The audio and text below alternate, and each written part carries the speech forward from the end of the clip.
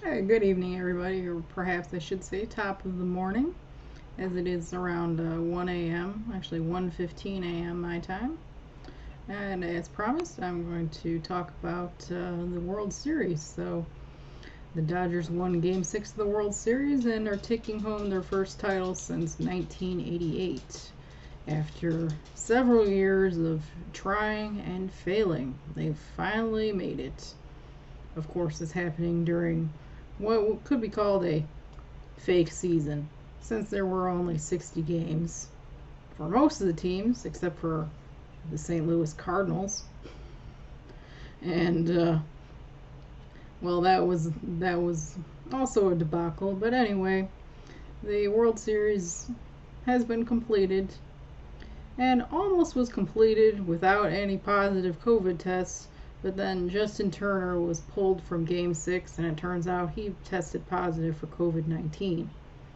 And MLB had tried to imitate the NBA and WNBA with a bubble, but they didn't do it quite as well, apparently, since Turner came down with COVID-19. So, anyway, first I'm going to talk about the game itself. Now, Randy Arozarena had a historic postseason performance. So it's too bad that he's not going to be World Series MVP, and instead Corey Seager is World Series MVP, because this award is almost always given out to the player on the winning team who was the best player and contributed the most towards winning the title. So even though Randy Arozarena has set many postseason single season records, he is not the World Series MVP. Okay, next. Let's see. Clayton Kershaw finally has a ring after being a top pitcher for many years. And he finally did actually have good games both early and late in the World Series. Since in the past he has performed very well when he has an outing early in the series, but does not do quite as well the second time around. But he did pitch well in Game 1 and Game 5, I believe, was when he appeared in the World Series. And so now he is a World Series champion. Okay. Next, everybody was talking about what was happening with Blake Snell. Blake Snell was just fucking dealing, was mowing everybody down, had 9 strikeouts, and then Kevin Cash pulls him after a single with 1 out, because you're going into that dreaded third trip through the batting order. So out comes Snell, and that gives the Dodgers a chance, because they just were not able to get anything done against Snell. And in comes Nick Anderson, who had not been having a very good postseason or World Series. I think coming into that to Game 6 of the World Series, he had an ERA somewhere around 6.75. And Snow. And there was a lot of criticism of Cash for pulling Snell. And I don't think necessarily pulling Snell is a bad idea. Maybe not that early. Maybe let him finish the inning. And especially don't let a struggling pitcher replace him. Don't put somebody in who's getting knocked around by the team when you need to win in order to force a Game 7. You know, wrong time, wrong pitcher. But what really cost the game for the Rays was the fact that they weren't able to cash in on their scoring opportunities early in the game. So in the first inning, Arozarena had a solo home run, and then they got to runners at first and second base with 1 out. But then they weren't able to bring either of those runners. The game stayed at 1-0. In the second inning, Tony Gonsolin was still in the game. They had another chance to score against him. They had runners at first and second again. Didn't get anything done that time. So they're clinging on to a 1-0 lead, hoping that Snell can just stay perfect and that none of the other relievers will give LA a chance either. That's not a winning formula. So this is really an unfortunate loss to the Rays. They were one of the best teams, the best team in the American League the whole short season and just weren't able to manufacture enough runs to beat the Dodgers. That was the real problem for them. And I think that's really unfortunate because I don't believe the Dodgers really deserved the victory. They really didn't play consistently well in the postseason. When in the National League Championship Series, the Braves got out to a 3-1 lead over the Dodgers, and then the Dodgers were able to win 3 straight to advance. So, in my opinion, the Braves just choked away that series. I mean, I'd be sitting here thinking, watching me and seeing my Cubs gear, my Cubs World Series picture up there, and thinking, you know, like, how are you saying that? And they don't deserve it, you know, coming back from 3-1. Well, yeah, I'm happy the Cubs won the World Series in 2016, but Cleveland, they really choked. Cubs offense wasn't really getting anything done, and then Game 5, I think it is, Trevor Bauer just serves up a home run to Chris Bryant, and that's when the Cubs bats finally get going. Trevor Bauer gave them a chance.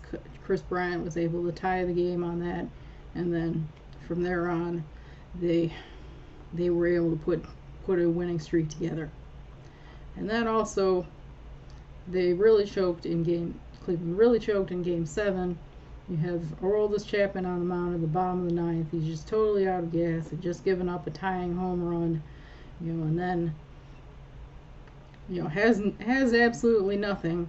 Jason Kipnis gets a hold of one, goes just foul. Doesn't walk off the Cubs. Ends up striking out, and Chapman gets the final out. They go on to extra innings. They had their chance to win there and did not cash in. So I really do believe if you let another team come back on from you after you get a 3-1 lead, you choked. You had 3 chances to win, did not close out on any of them. So the Atlanta team, they really should have finished off the Dodgers in the National League Championship Series and failed to do so. And then now we come to today, and then what happened, what we find out on social media after the game is that the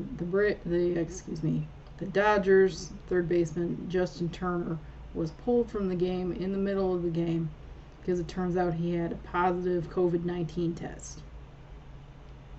And how do they not get the test results from everybody before the game? They really need to have those for everybody before the game. When somebody's positive, you don't let them out on the field. So who knows what the hell happened there? I'm not going to get into any conspiracy theories here, but you know, that's really a complete failure that he was even allowed on the field in the first place. And then after the game, you know, everybody's thinking, oh, he doesn't get to celebrate with his teammates. That sucks for him. And then there's all these pictures on Twitter about poor Justin. Now he's finally getting on the field, and there's pictures of him. He's holding the fucking commissioner's trophy. He's standing close to his teammates. Everybody's wearing the mask, sure, but he's holding the fucking trophy. So unless they're gonna just soak the goddamn thing in bleach before passing it on to everybody else, I don't know how that's fucking safe. It's just really unbelievably fucking stupid.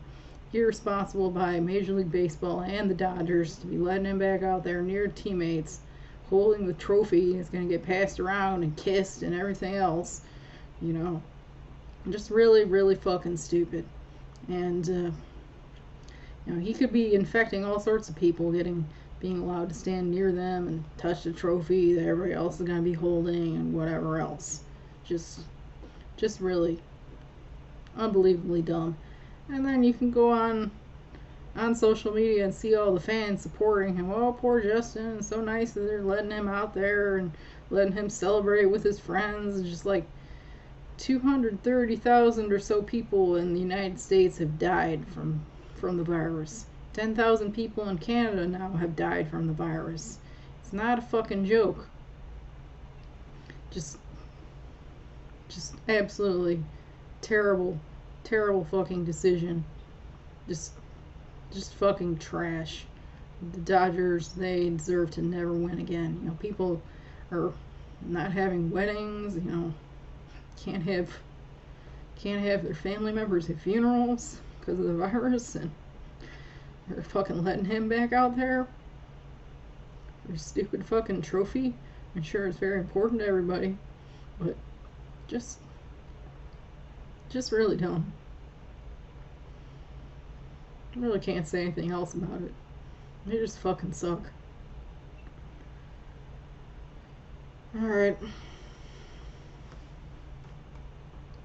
Well, that's all I can really say. I have no more words.